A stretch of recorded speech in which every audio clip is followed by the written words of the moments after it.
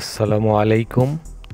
আমি মারুফ হাসান পলাশ অবারিতর পক্ষ থেকে আপনাদেরকে জানাই শুভেচ্ছা।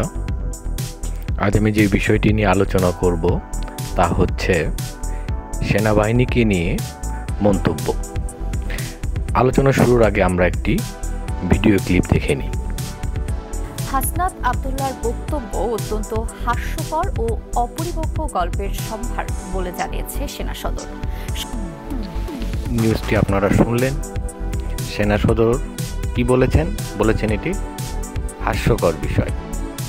কিন্তু আমার কথা হচ্ছে যে সেনা বাহিনীকে নিয়ে হাস্য করার মতো বিষয় বা স্পর্ধা কেউ দেখাতে পারে আমার মনে হয় না। কিন্তু সেনাবাহিনী এটা কিভাবে মেনে নিল? What possible?